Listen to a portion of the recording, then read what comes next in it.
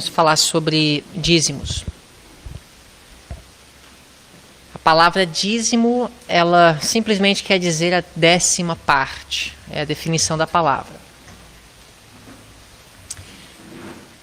Primeira pergunta.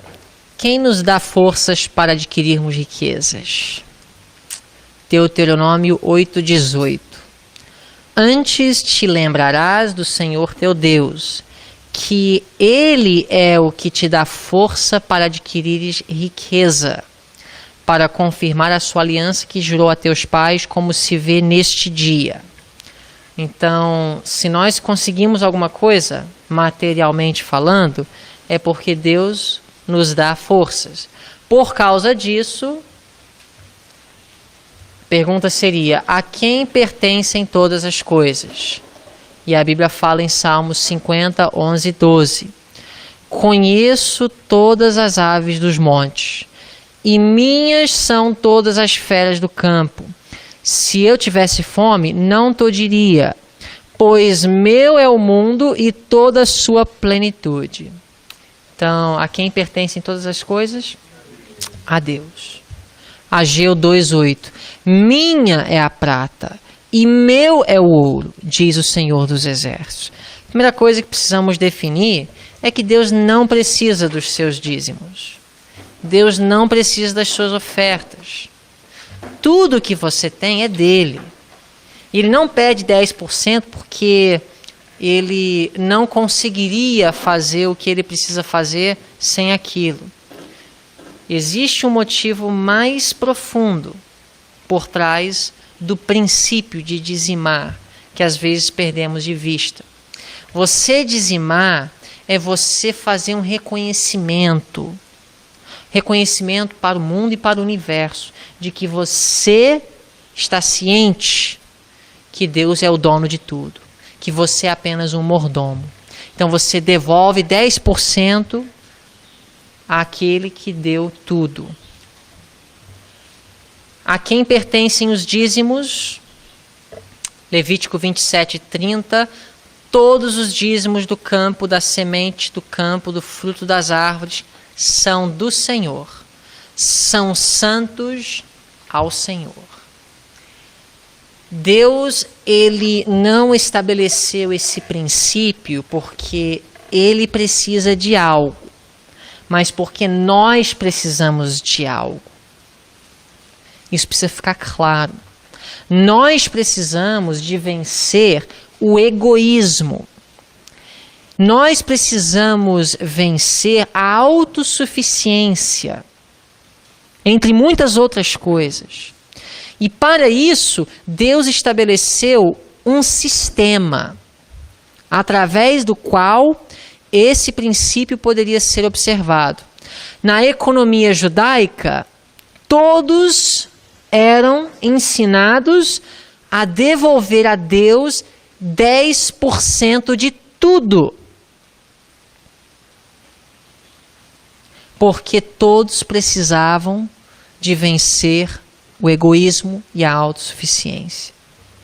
Deus podia prover para os seus ministros, os levitas da época, de outra forma, mas ele escolheu esse meio porque era necessário a fim de operar uma mudança no homem.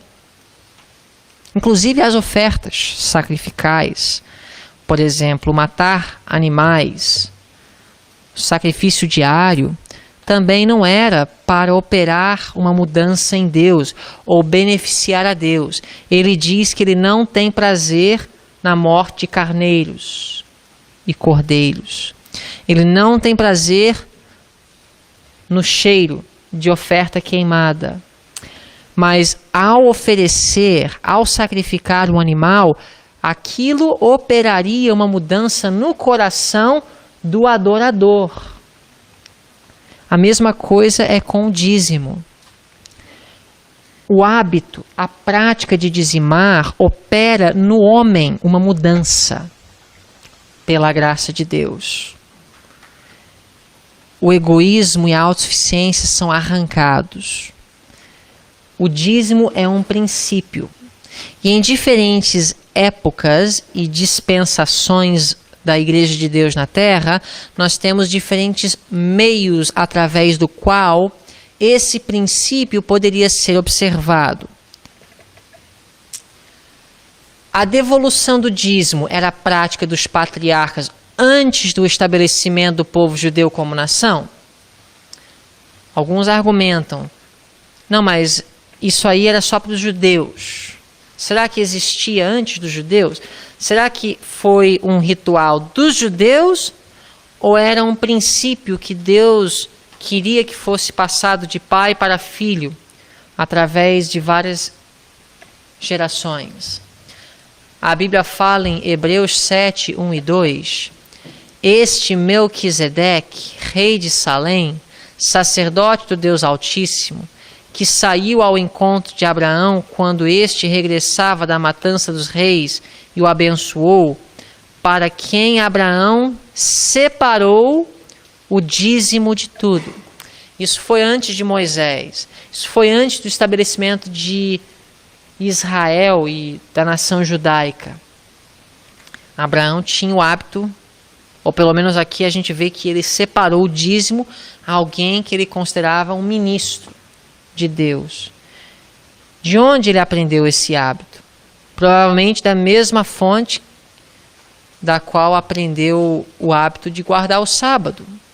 A palavra escrita não existia, mas os oráculos sagrados eram transferidos de geração para geração através de pais para filhos. Gênesis 28, 22. De tudo que me deres, disse Jacó, certamente te darei o dízimo. Também Jacó, que era neto de Abraão, teve o hábito. Pelo menos nesse momento, ele foi impressionado. Será que ele aprendeu esse hábito de alguém? Provavelmente do mesmo que ele aprendeu a guardar o sábado. E assim ele passou para futuras gerações esse hábito. Então nós vemos que o sábado foi guardado antes do Sinai e o dízimo também era devolvido antes que Deus estabelecesse aquela norma na economia judaica. Na dispensação judaica, os dízimos de Israel eram devolvidos a quem? Por que era assim? Então, como que era nos dias de Israel, quando essa prática foi oficializada entre o povo? Para onde eram devolvidos os dízimos? Alguém sabe?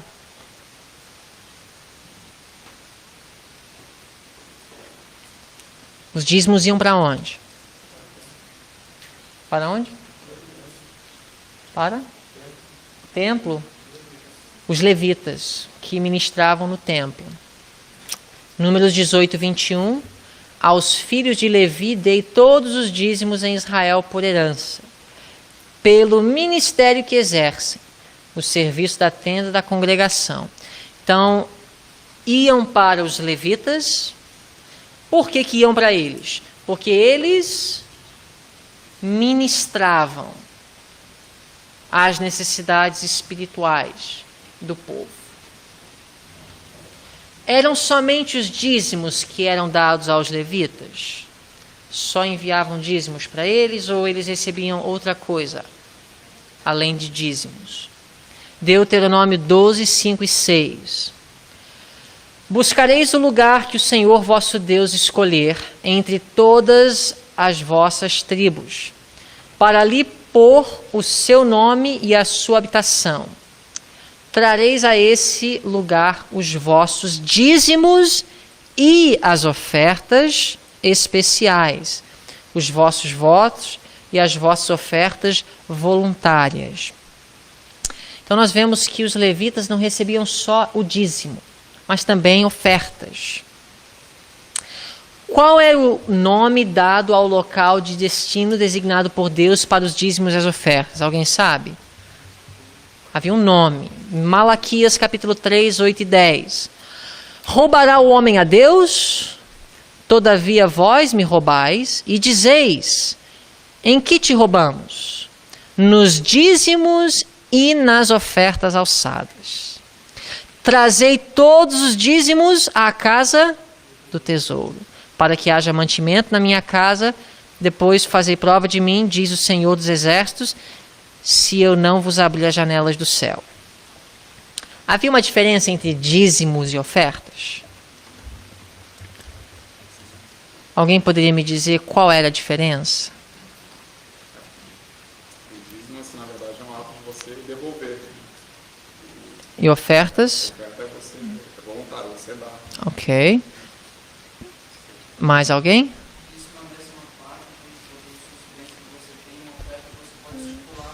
Ok. Parecido com o que o Leonardo falou, o dízimo já tem um valor X estipulado, que é 10%.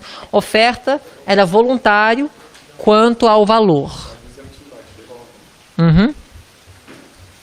Mais alguma diferença?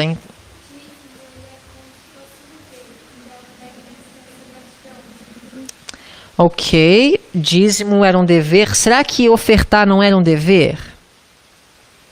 Porque olha só o que diz o texto. Em que te roubamos? Nos dízimos e nas ofertas. Ou seja, apesar de não ter um valor X, porque Deus queria que fosse voluntário, a parte voluntária não era o fazer ou não, mas o quanto. Entendeu? Ou seja, era um dever dizimar e ofertar. A diferença era que o dizimar era um valor específico.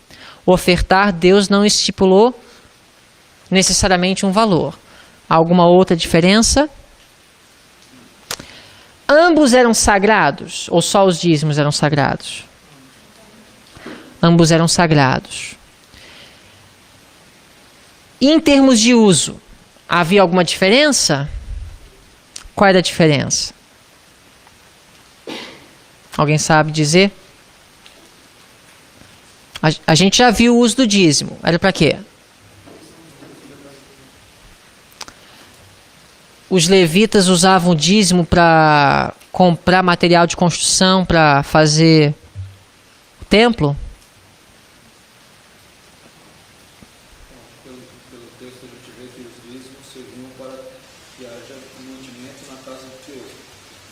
Já as ofertas, suponho eu, que seria para o avanço, né, da causa de Deus em si. O Senhor nos falou, comprar materiais para poder expandir, né, o local de ministério e outros fins. O dízimo era aplicado como o salário dos levitas. Os levitas não trabalhavam. Inclusive, eles nem receberam herança em termos de terra. Quando foi distribuída entre as 12 tribos, os levitas não receberam. Eles iriam viver entre todas as tribos. E o papel deles seria viver trabalhando a fim de ministrar as necessidades espirituais. Eles eram os pastores dentro da igreja. Por isso, eles não podiam viver a não ser que aqueles que eram beneficiados por seu ministério os mantivessem. O dízimo, então, era para o avanço da causa também, no sentido que aqueles que iam ministrar iriam ser mantidos. Ofertas já era para as despesas normais dos serviços religiosos da economia judaica. A própria construção do tabernáculo no deserto e o templo depois nos dias de Salomão foi através de ofertas voluntárias. Então, nós temos essas diferenças básicas. Mas e em termos de destino? Havia alguma diferença? Em termos de destino, não aplicação. Ou seja, para onde podem ser enviados? Tudo para o mesmo lugar? Só o dízimo ia para a casa do tesouro, será? Quem administrava a casa do tesouro? Os levitas. E o que nós lemos aqui? Trareis a esse lugar, que na realidade era o lugar onde ficava a casa do tesouro, os vossos dízimos e que mais? As ofertas. O que eu queria frisar é que tanto o dízimo como a oferta ia para o mesmo lugar, a casa do tesouro. A diferença não era o destino, mas era a aplicação uma vez que chegasse naquele destino. Vocês entenderam? Isso, fazendo um levantamento do Antigo Testamento, se vê claramente. Eram administrados pelos levitas, tanto dízimo como oferta. Agora, como que nós vamos transferir o ensinamento do Antigo Testamento para o Novo? Essa é a pergunta que vai talvez ajudar a esclarecer a questão de dízimos e ofertas em nossos dias. Como que nós vamos transferir? Por quê? O princípio é o mesmo, mas as circunstâncias são diferentes. O que seria a casa do tesouro? Quem seriam os levitas? E qual seria o uso? Como é que Paulo transferiu? Nós vamos ver daqui a pouco.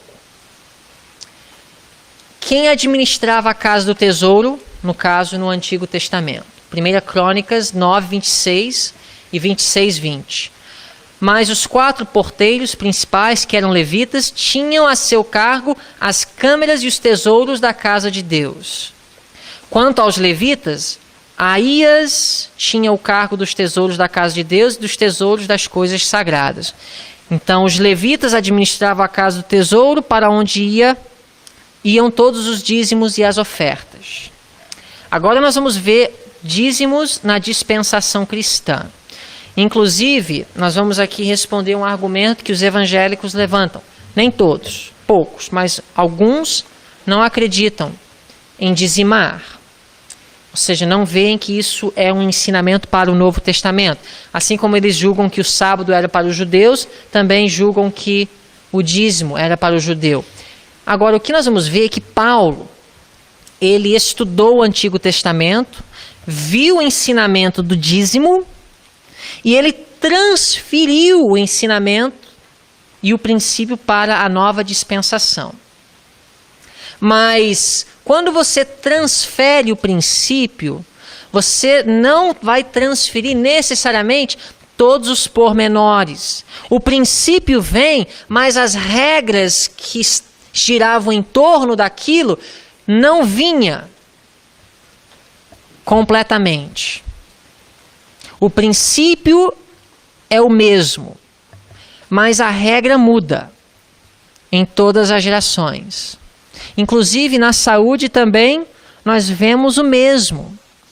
O princípio de conservar o corpo e obedecer às leis de saúde sempre existiu dentro da igreja. Mas as regras sempre mudaram, dependendo da situação atual. Por exemplo, logo depois do pecado, já mudou a regra. Deus deu as verduras.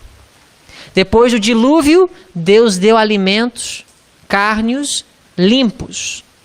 Tanto que nos dias de Cristo, não havia a regra de ser vegetariano. Mas o princípio de viver uma vida saudável existia. O próprio Daniel era um reformador de saúde, mas ele não praticava as mesmas regras que hoje nós praticamos.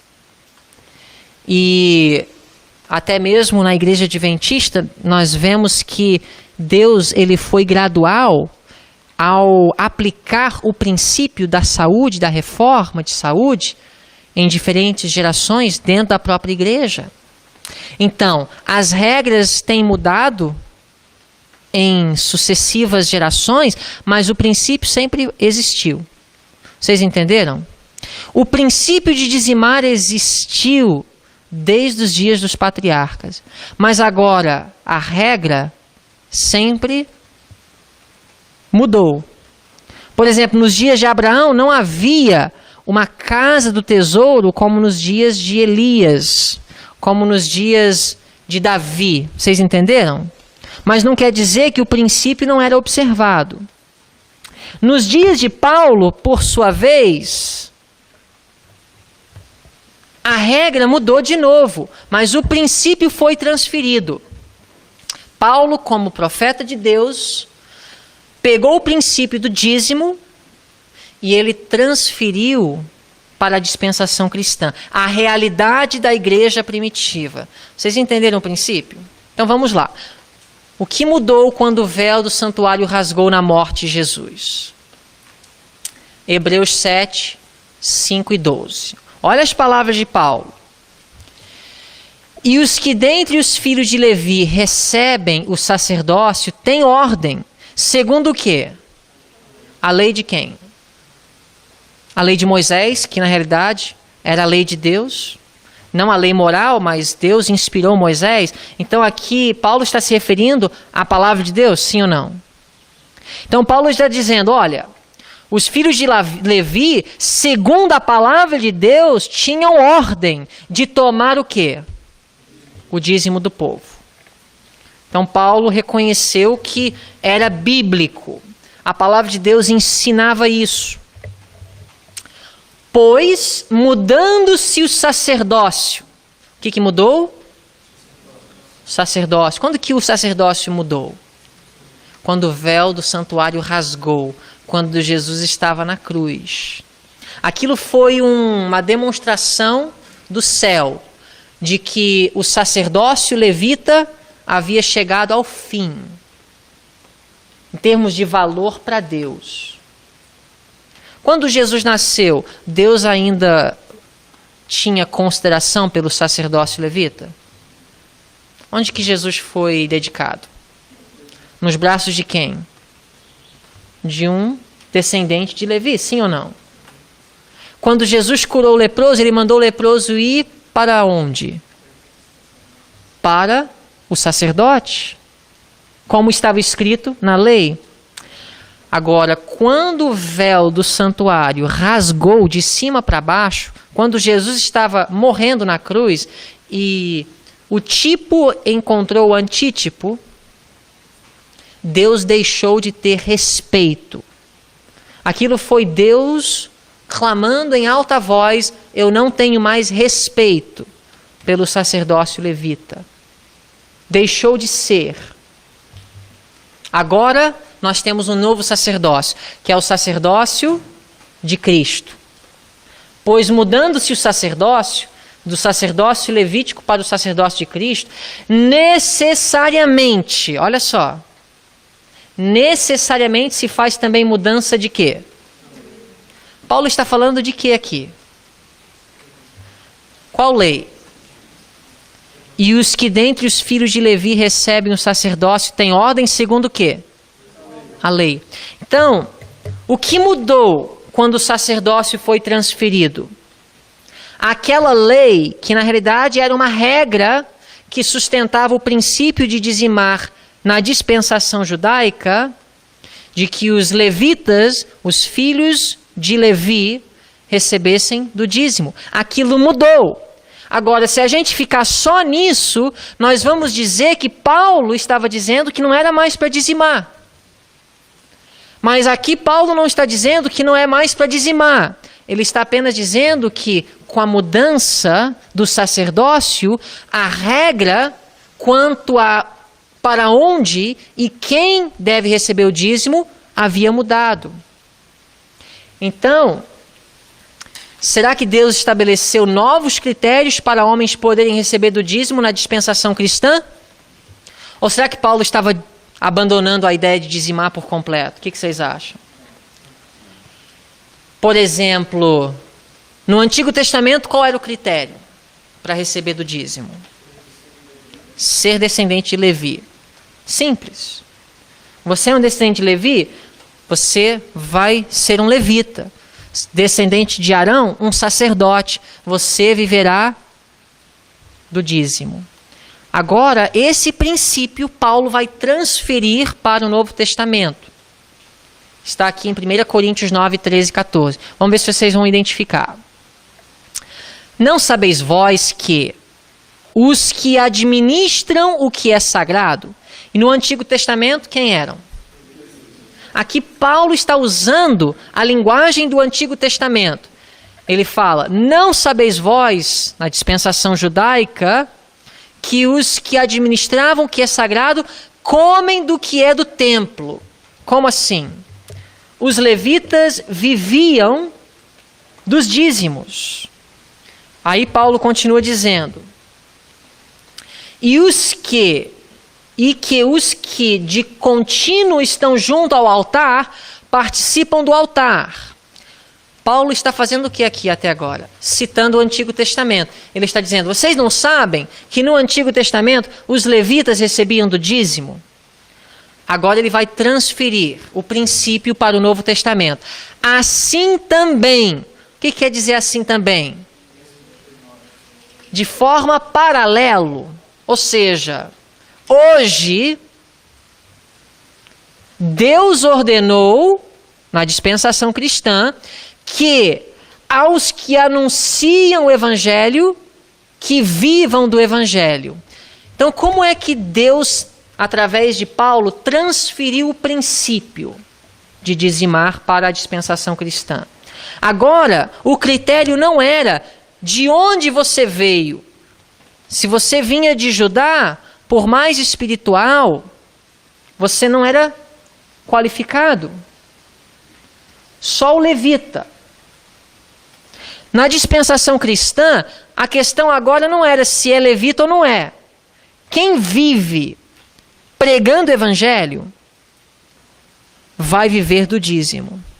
Esse é o critério que Paulo estabelece na dispensação cristã.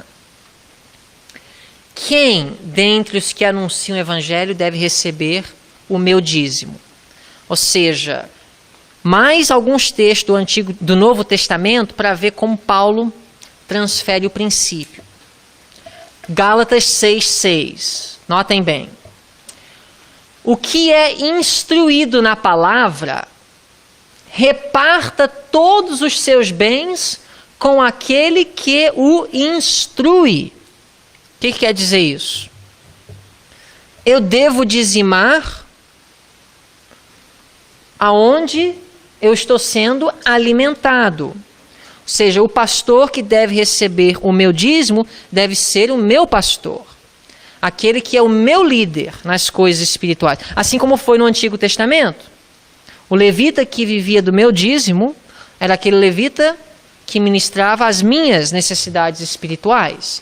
Lucas 10:7, Jesus viu esse princípio: e ficai na mesma casa onde estiveres ministrando, comendo e bebendo do que eles tiverem, pois digno é o obreiro de seu salário. Olha o texto que Jesus cita do Antigo Testamento. Digno é o obreiro de seu salário. Se você está ministrando as necessidades espirituais, você é digno de viver e comer daquele povo. Jesus, ele transferiu o princípio do Antigo Testamento para a situação dos discípulos quando ele os enviou para pregar a mensagem. Sabia que Jesus tinha uma tesouraria? Ele tinha um tesoureiro. Obviamente, fundos vinham. Quer dizer que, por mais que ele não fosse descendente de Levi, ele reconheceu, para aquela ocasião especial, a regra podia ser quebrada. Pessoas estavam dando dinheiro para Jesus que deveria ser enviado para a casa do tesouro. A regra foi quebrada, mas o princípio foi mantido, porque os apóstolos estavam ministrando as necessidades espirituais do povo. 1 Coríntios 9:11. Se nós vos semeamos as coisas espirituais, ou seja, a palavra de Deus, será muito que de vós recolhamos as carnais? O que quer dizer isso?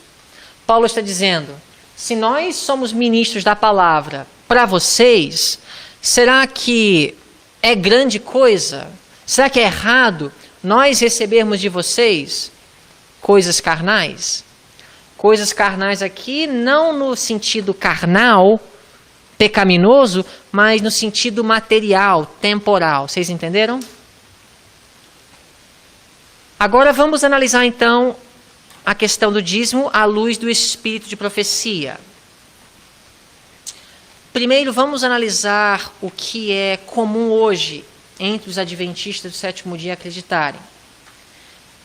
Dízimos só podem ser devolvidos no canal denominacional. Ofertas podem ser devolvidas tanto no canal denominacional como também para ministérios de apoio ou ministérios de sustento próprio. É dito e crido que o dízimo precisa ser enviado para a casa do tesouro, e a casa do tesouro, por sua vez, seria o sacerdócio moderno, a denominação da igreja, as associações, por sua vez, uniões e a associação geral. A pergunta seria: se nós vamos aplicar a casa do tesouro dessa forma, não precisaríamos ser consistentes, então, e dizer que ofertas também deveriam ser enviadas para a mesma casa do tesouro? Ou seja, se a casa do tesouro atual se limita apenas à denominação, para sermos consistentes, não precisaríamos então também enviar todas as nossas ofertas? A verdade é que esse foi o plano de Deus. Na realidade, quando nós analisamos a história da nossa igreja, nós vemos que não foi o plano de Deus ter escolas e hospitais e sanatórios de sustento próprio, ou seja, não denominacionais, ou seja, a parte da organização da igreja. Isso não foi o plano de Deus, nunca foi idealizado por ele. A verdade é que a casa do tesouro, a obra de Deus, é o único lugar que deve receber dízimos e ofertas. E o princípio de organização do Antigo Testamento foi transferida não só para a dispensação cristã, mas também para a Igreja Adventista do sétimo dia. Agora a pergunta seria: como surgiu a obra de sustento próprio e qual foi a atitude de Deus em relação a essa obra à luz do assunto de dízimos e ofertas? Ou seja, se Deus considera a obra de sustento próprio como parte de sua obra na terra, consequentemente seríamos consistentes em concluir que então a casa do tesouro passa a englobar muito mais do que apenas a obra denominacional. Porque no Antigo Testamento era dízimos e ofertas que iam para a obra de Deus, a casa do tesouro, a obra denominacional. Então vamos analisar. Primeiro, uma aula de história. Nos primeiros anos da Igreja Adventista do sétimo dia, homens que pregavam a mensagem tempo integral dependiam para o seu sustento do apoio do próprio trabalho ou de ofertas voluntárias espontâneas dos irmãos. Em outras palavras, nos primeiros anos, entre 1844 e 1860, quando os adventistas do sétimo dia nem tinham esse nome, eles eram adventistas guardadores do sábado, aqueles que se dedicaram 100% ao trabalho de proclamar o evangelho não tinham uma entrada regular sistemática, porque não havia ainda um plano organizado de devolver dízimos e ofertas. Ou seja, o princípio existia, mas um método sistemático, organizado de aplicar aquele princípio ainda não existia. Em outras palavras, não havia ainda uma regra. O que fazer com o meu dízimo? Então, cada um fazia espontaneamente, de acordo com sua visão da necessidade. Só que isso criou um problema, porque nem todos tinham condições de prover as necessidades de sua família. Então, o que faziam? Iam trabalhar. Tiago White, por exemplo, trabalhava cortando lenha. Nós temos a história de João Endes, João Loughborough, que tiveram que deixar o ministério um tempo só para trabalhar. E isso não foi positivo. E Deus, em sua providência, corrigiu esse dilema através de um sistema. Estas condições não eram favoráveis para o avanço da causa, porque eram espasmódico e flutuante o salário dos obreiros. Em 1859, um plano mais regular para o apoio dos ministros adventistas foi estabelecido, chamado doação sistemática, ou sistemática de benevolência, também é conhecido.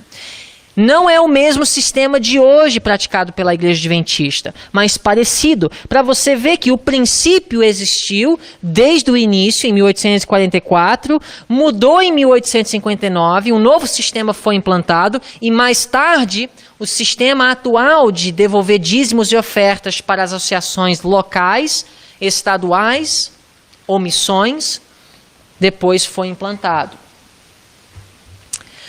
O plano de doação sistemática, implantado em 1859, pedia que os irmãos colocassem de parte semanalmente entre 5 e 25 centavos. As irmãs entre 2 e 10 centavos.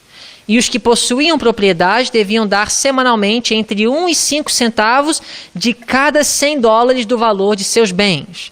Um plano muito bem elaborado, muito equilibrado, distribuía bem a responsabilidade, foi de Deus. Os irmãos reconheceram que o plano era o ideal e que Deus está conduzindo o seu povo e educando neste assunto. Quando os planos para a manutenção e expansão da obra foram ampliados, o espírito de abnegação foi estimulado até que a luz da Bíblia revelou o sistema de dízimos e ofertas que hoje nós conhecemos. Ok? Deixa eu dar um exemplo para vocês, a diferença entre regra e princípio. Okay? No final do século XIX, a irmã White escreveu uma carta aos membros da igreja de Battle Creek que era errado comprar bicicleta. Foi uma regra. Não comprem bicicletas, vai ser uma desonra para Deus. Não era um princípio, era uma regra. Sabe qual era o princípio? O princípio era o quê? Ser bom mordomos. A mordomia era o princípio envolvido. Porque na época o custo de uma bicicleta era equivalente a um Ferrari hoje. E não seria de acordo com a vontade de Deus, para aquele momento, o povo de Deus entrar naquela febre de querer comprar bicicleta. Nós não podemos transferir para os nossos dias as palavras da irmã White naquela carta de não comprar bicicleta. Vocês entenderam? O que nós vamos transferir? Nós vamos transferir o princípio. Qual é o princípio? Mordomia. Vocês entenderam? Então, quando nós falamos de dízimos e ofertas, nós temos um princípio. O princípio é abnegação, é reconhecimento que Deus é o dono de tudo. Esse princípio, em diferentes gerações da Igreja de Deus, foi aplicado e transferido de forma diferente, de acordo com as circunstâncias daquela época. Até mesmo dentro da nossa própria igreja, nós vemos isso em funcionamento. Vocês entenderam? Então, nós temos o sistema de doação sistemática, implantado em 1859, e depois o sistema de dízimos e ofertas. Cada membro devolvendo dízimos e ofertas na sua igreja local, da igreja local ia para a associação local, da associação local uma porcentagem para a união, da união uma porcentagem para a associação geral. E assim foi. Um plano elaborado, inspirado por Deus. A irmã White escreveu em 1897. Todos, alegre, liberal e voluntariamente, devem trazer os dízimos e as ofertas à tesouraria do Senhor. Então ela está usando a linguagem do Antigo Testamento, aplicando o princípio para a situação atual da época. Em fazendo isto, receberão uma bênção. Não é seguro reter de Deus a parte que lhe pertence. Ok? Então, era praticado dentro da igreja. Dessa forma, o princípio do dízimo foi transferido do Antigo Testamento e do Novo para a situação da igreja adventista daquela forma. foi inspirado por Deus. Os pastores das associações, os departamentais, os líderes eram os levitas atuais. Entendeu? Os ministros do povo. Vivendo tempo integral em função do evangelho, receberiam as coisas temporais do povo adventista do sétimo dia. E a organização de missões e associações locais, uniões que abrangiam uma região de estados e depois divisões e associação geral, foi de Deus. Foi inspirado e elaborado por Deus. Conselhos sobre mordomia, página 65. Pede que o reconheçamos como doador de todas as coisas. E, por essa razão, diz, de todas as vossas posses, reserva a 10ª parte para mim, além das dádivas e ofertas, que devem ser trazidas à casa do meu tesouro. Então, o que deveria ser trazido à casa do tesouro? Dízimos e ofertas. É essa a provisão que Deus fez para levar avante a obra do Evangelho. Então, a distinção de dízimos e ofertas, tanto no Antigo Testamento como no Novo, e também na experiência da Igreja Adventista do Sétimo Dia, não era o destino, mas era a forma de usar. Nós vamos ver daqui a pouco para que devemos usar dízimo e para que devemos usar a oferta. Não é tanto destino, mas sim como aplicá-los, que era diferente. Ambos deveriam ser levados para o tesouro do Senhor. Isso ficou claro aqui. Atos dos Apóstolos 75. Todas as nossas bênçãos são recebidas de sua mão generosa. Em retribuição, ele quer que homens e mulheres demonstrem sua gratidão, devolvendo-lhe uma parte em dízimos e ofertas, em ofertas de ação de graças, em ofertas pelo pecado e ofertas voluntárias. Se o dinheiro entrasse para a tesouraria, que dinheiro?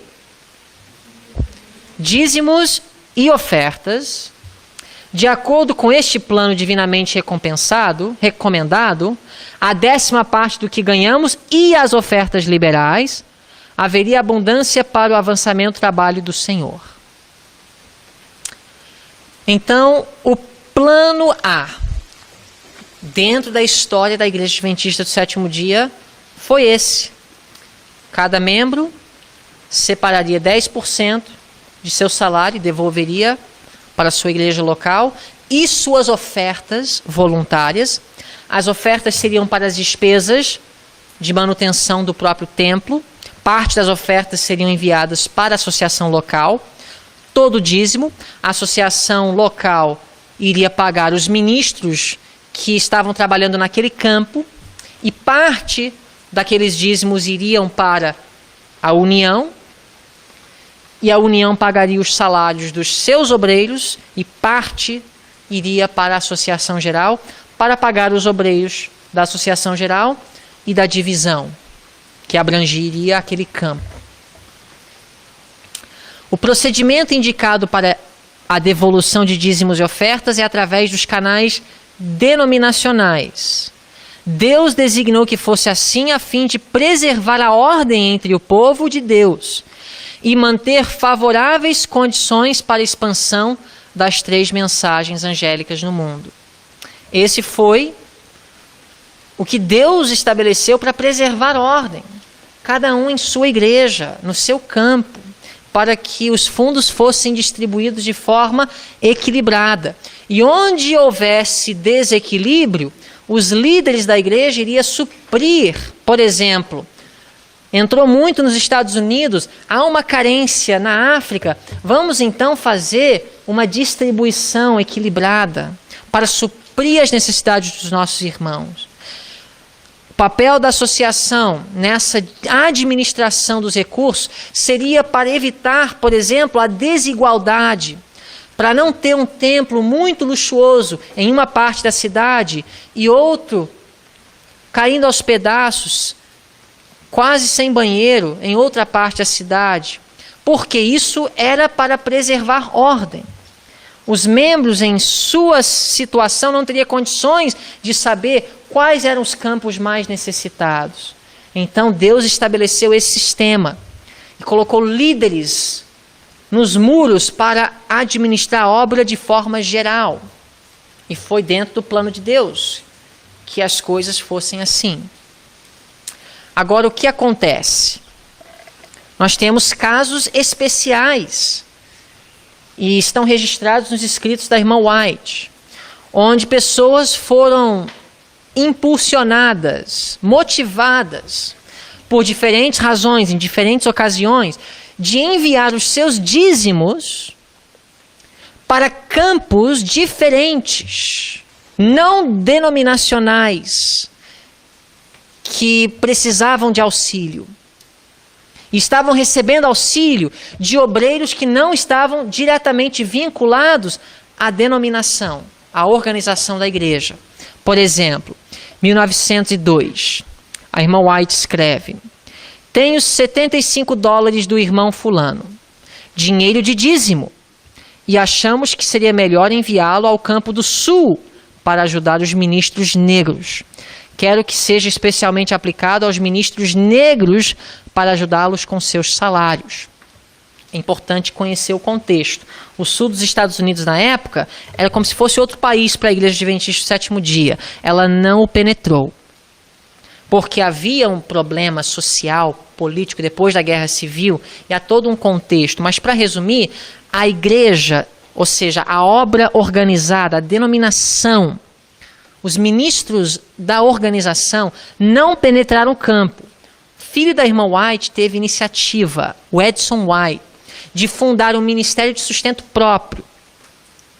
A Sociedade Missionária do Sul. Havia o barco Estrela da Manhã. E ele fazia um trabalho entre os negros do Sul. E ele recebia do dízimo. Isso despertou curiosidade, não só curiosidade, mas animosidade de alguns líderes da igreja. E a irmã White começou então, através da voz e da pena, a dizer que isso não era errado. Ela mesma disse que recebia dízimo de pessoas e canalizava para o sul. Não através dos canais denominacionais, mas por fora. Olha o que aconteceu em Battle Creek. Até esse momento, ainda não tinha ficado claro para os líderes em Battle Creek que um médico missionário podia receber o seu salário do dízimo. E nessa altura, o centro de saúde Battle Creek tinha crescido muito. O Dr. Kellogg era o administrador e ele tinha muitos funcionários.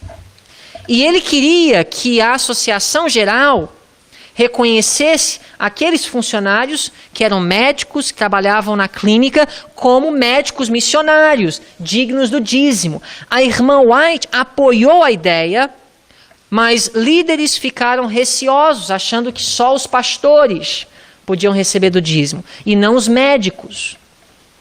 O Kellogg ficou chateado com a situação, começou a ameaçar que se a Associação Geral não enviasse parte do dízimo para pagar alguns obreiros do centro de saúde, que ele iria reter o dízimo dos obreiros e iam pagá-los com aquele dinheiro. Diante dessa situação, a irmã White trouxe qual conselho? Notem aqui. A irmã White escrevendo aos líderes da Associação Geral: o Dr. Kellogg fará coisas que eu me entristecerei por ter ele se sentido compelido a fazer. Ele diz que se não for permitido que os meios sejam utilizados para levar a mensagem através dos obreiros médicos missionários das igrejas, ele separará o dízimo que é pago à associação para sustentar a obra médico-missionária. Qual foi a opinião dela? Não seria interessante, irmã White? Tudo bem, mas qual é a sua opinião quanto ao procedimento do Dr. Kellogg? A senhora concorda ou não? Eu achei muito equilibrada a resposta dela. Vocês devem chegar a uma compreensão e trabalhar harmoniosamente. Para ele separar o dízimo do tesouro, seria o quê? Uma necessidade que temo grandemente.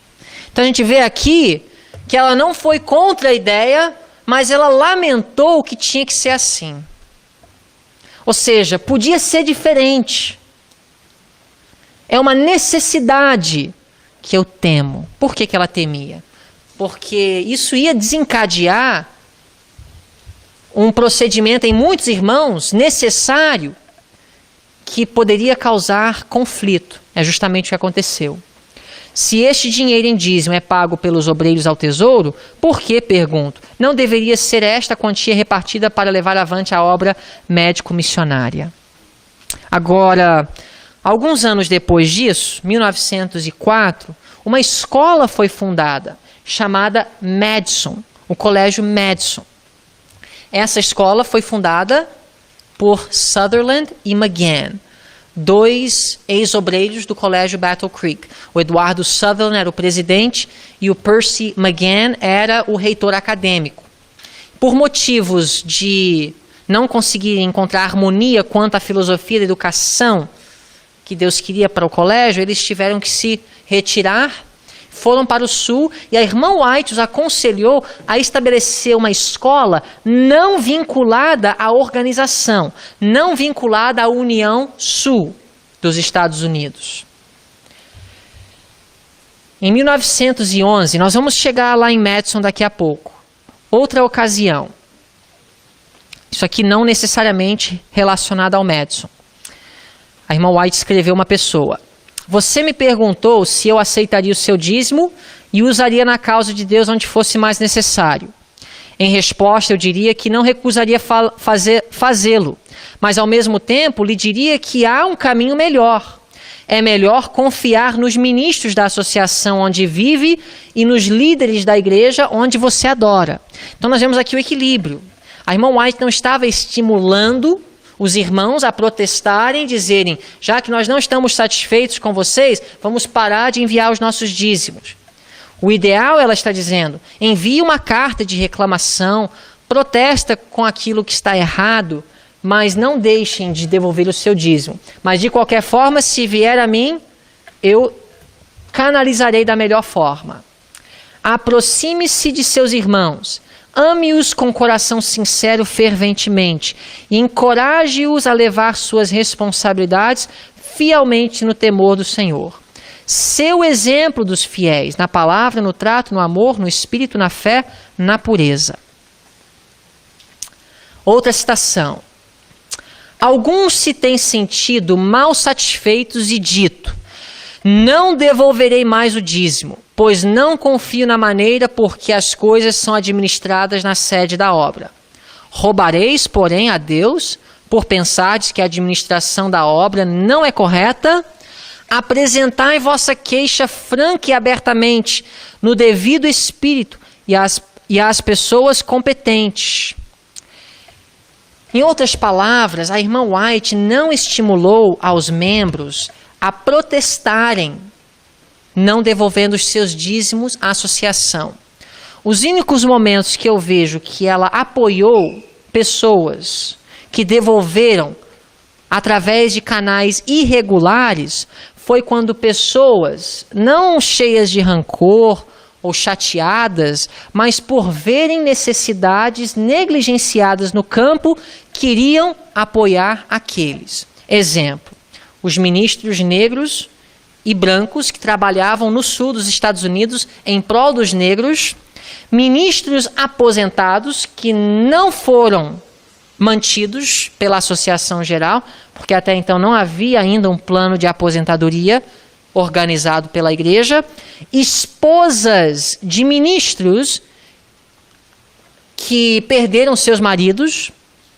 A irmã White falou, é para ajudá-las com o dízimo, elas devem ser pagas pelo dízimo. E o próprio colégio de Madison, que foi negligenciado, financeiramente falando, da União Sul, pela União Sul. Não devemos deixar de dizimar a fim de protestar contra erros na administração da igreja. Já vi isso vez após vez. O irmão está chateado, o pastor falou uma coisa que não agradou, aí começa a reter o dízimo. Daqui a pouco começa a usar, começa a alimentar os pobres e fazer outras coisas que Deus não aprova com o dízimo. O procedimento correto de um membro que não está satisfeito com a liderança é apresentar as queixas franca e abertamente, no Espírito de Cristo as pessoas competentes. Agora, o que acontece hoje? Eu diria que hoje existe o plano B. Por exemplo, uma escola como Madison, ou até uma escola como essa, não era para ser estabelecida segundo o plano A de Deus. Não era necessário Deus usar instituições, a parte da organização da igreja, para ajudar a cumprir os seus objetivos. Objetivo, por exemplo, de treinar jovens para serem missionários e não apenas profissionais ou para terem uma carreira nesta vida.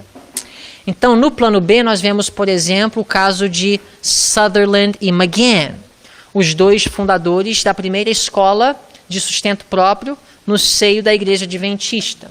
A irmã White escreveu acerca deles. Os irmãos Sutherland e McGann deveriam ser estimulados a solicitarem recursos para o sustento de sua obra. É o privilégio desses irmãos receberem doações de qualquer um de nosso povo que seja impressionado pelo Senhor a ajudar.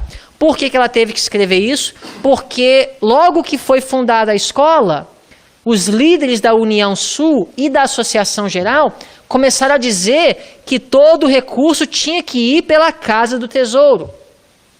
A irmã White falou, não, eles têm todo o direito de receber do povo adventista recursos para o sustento da escola. Permita Deus que as vozes que se têm levantado tão rapidamente em dizer que todo o dinheiro investido na obra deva passar através do canal designado em Battle Creek não sejam ouvidas. O povo a quem Deus tem dado os seus recursos é responsável somente a Ele. É privilégio deles dar ajuda direta às missões. Então nós vemos que se a motivação não é rancor ou protesto por causa de uma insatisfação, mas se a motivação for de querer ajudar uma missão negligenciada, mas que seja de Deus, a irmã White disse que essas pessoas estavam livres. Essa carta foi escrita para o presidente da Associação do Colorado, no início do século XX.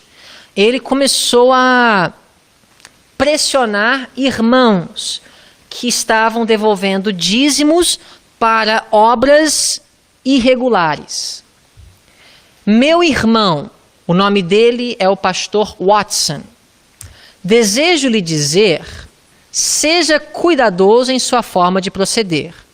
Você não está procedendo sabiamente. Quanto menos você tiver que falar acerca do dízimo que tem sido destinado ao campo mais necessitado e desanimador do mundo, mais sensato será. Tem-me sido apresentado que meu dízimo deveria ser destinado por mim mesma para auxiliar os ministros brancos e negros que foram negligenciados e que não receberam o suficiente para sustentarem suas famílias de forma adequada. Quando minha atenção foi chamada aos ministros de idade, brancos ou negros, foi meu especial dever investigar suas necessidades e provê-las. Esta deveria ser minha obra especial e fiz isso uma série de vezes. Nenhum homem deveria atribuir má fama ao fato de que, em casos especiais, o dízimo seja usado desta maneira. Quanto à obra pelos negros no Sul, aquele campo tem sido e ainda está sendo roubado dos meios que deveriam chegar aos seus obreiros. Se houvesse casos nos quais nossas irmãs destinaram seu dízimo à ajuda dos ministros trabalhando pelos negros no Sul, que todo homem, se for sábio, fique quieto. Eu mesma tenho destinado meu dízimo às causas mais necessitadas que têm-me sido apresentadas. Tenho sido instruída a fazer isso, e sendo que o dinheiro não é retido do tesouro do Senhor, não é uma questão que deva ser comentada, pois será necessário eu tornar públicas estas questões, o que não desejo fazer, porque não é o melhor. Há alguns casos que têm estado diante de mim por anos, e tenho suprido suas necessidades através do dízimo, como Deus tem me instruído a fazer. E se alguém disser a mim, irmão White, você poderia destinar meu dízimo para onde saiba ser mais necessário? Eu diria sim, posso, e tenho procedido assim. Eu elogio aquelas irmãs que têm aplicado o seu dízimo onde é mais necessário para ajudar a fazer uma obra que tem sido deixada de lado. Se esta questão for levada a conhecimento público, levará a uma compreensão que seria melhor permanecer como está. Eu não me importo em tornar pública esta obra que o Senhor me designou a fazer, e também a outros. Envio este assunto a você para que não cometa um erro. Circunstâncias alteram casos. Eu queria que vocês lembrassem dessa frase. Circunstâncias alteram casos. Em outras palavras, por causa de circunstâncias extraordinárias, às vezes, aquilo que Deus havia designado muda. Alguns exemplos. Adonias era mais velho que Salomão. Portanto, ele deveria ter assumido o rei de Davi. Só que Salomão era mais espiritual do que Adonias. Então, Salomão foi colocado como rei. Circunstâncias alteram casos. Um jovem com menos de 25 anos não deveria assumir o ministério. Samuel, como criança, foi colocada para o ministério do templo. Por quê? Porque os filhos de Eli estavam em apostasia. Samuel acabou substituindo Eli como sumo sacerdote, algo que ele não podia fazer segundo a ordem do sacerdócio, que era para os descendentes de Arão. Mas o que acontece? Circunstâncias alteram casos. Gideão, ele era levita?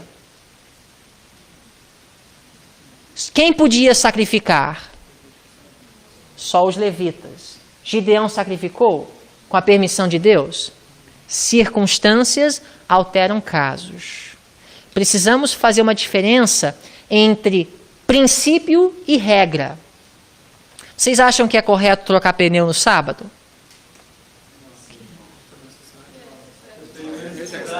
A gente sempre recebe respostas diferentes. Por quê?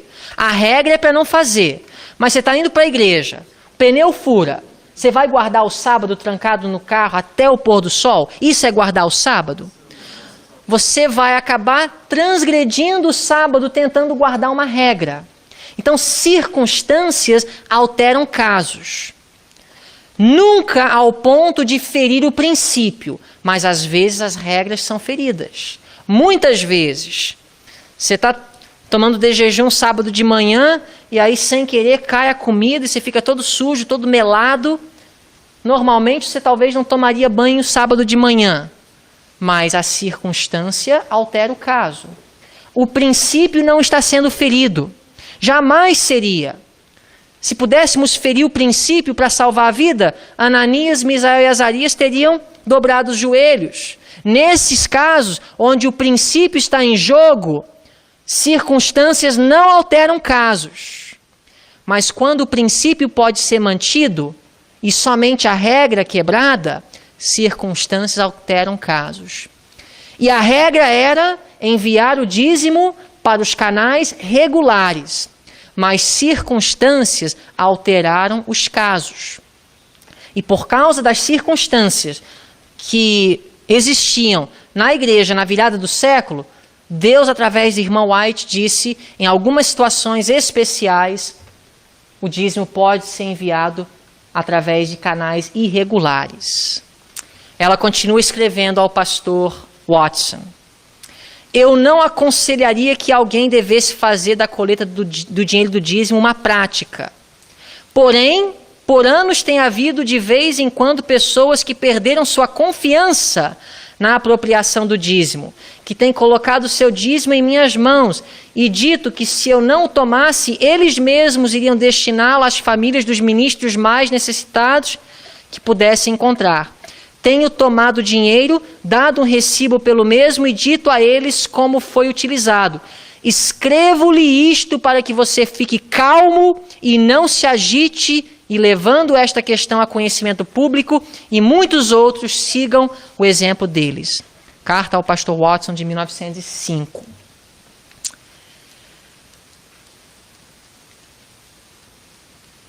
O tempo vai nos forçar a correr.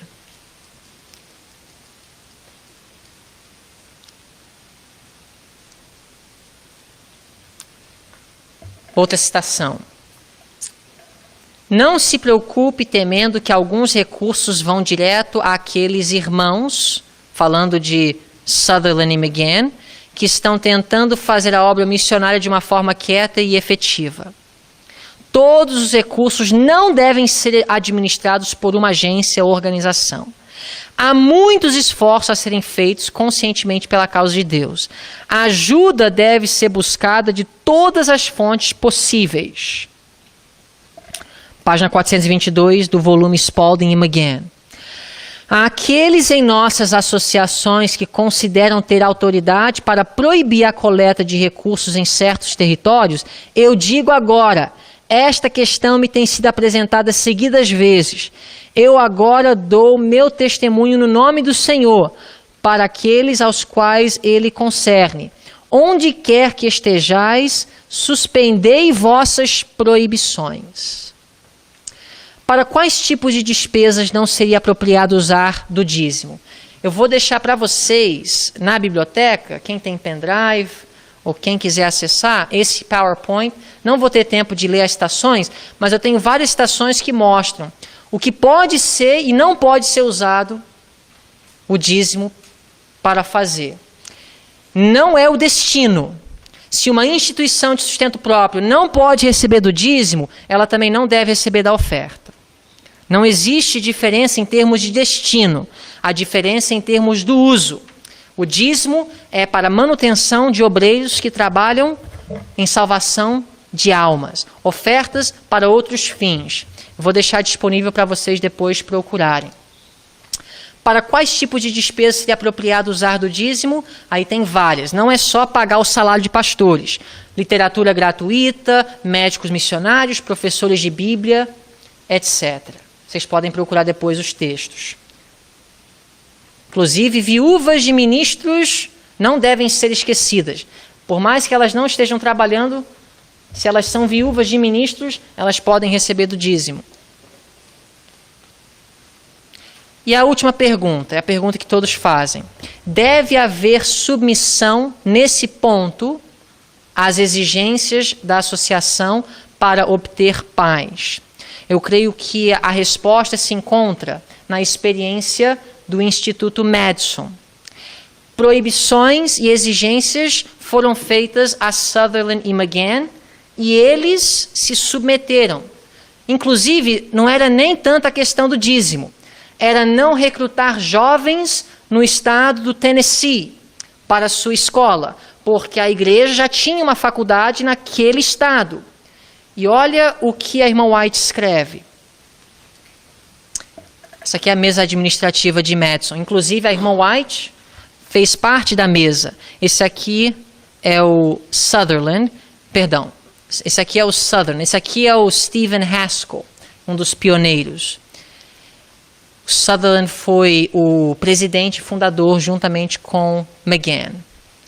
Agora, a irmã White escreveu assim, quanto às exigências da associação, da União Sul, perdão. Eu diria aos irmãos na parte do Sul, não coloquem restrições sobre a escola de Madison a fim de limitar seu trabalho no campo de sua operação. Se os irmãos Sutherland e McGann prometeram a não chamarem alunos para sua escola dos estados do Sul, eles devem ficar livres de tais restrições. Tal promessa nunca deveria ter sido solicitada nem concedida. O que eu entendo e o que eu extraio dessa citação é que nós devemos, sim, fazer tudo para ter paz com todos. Mas quando um assunto que está claramente revelado na palavra de Deus está em jogo, não deve haver uma submissão cega apenas para comprar paz. Se nós desenvolvermos o hábito hoje de comprar paz através de uma negligência do estudo da palavra de Deus, nós estamos nos preparando para receber o sinal da besta, na minha visão. Nós podemos comprar paz de muitas formas em assuntos onde a palavra de Deus não é explícita. Mas em assuntos onde nós temos claros, assim diz o Senhor, nós devemos colocar a palavra de Deus acima da autoridade humana. Eu gostaria de estimular vocês a depois pegarem o PowerPoint e estudarem com mais cuidado, porque nós corremos muito. E eu não tive tempo de ler tudo e nem explicar como eu queria explicar tudo. Mas o nosso tempo esgotou. Eu queria já orar com vocês para concluirmos a aula.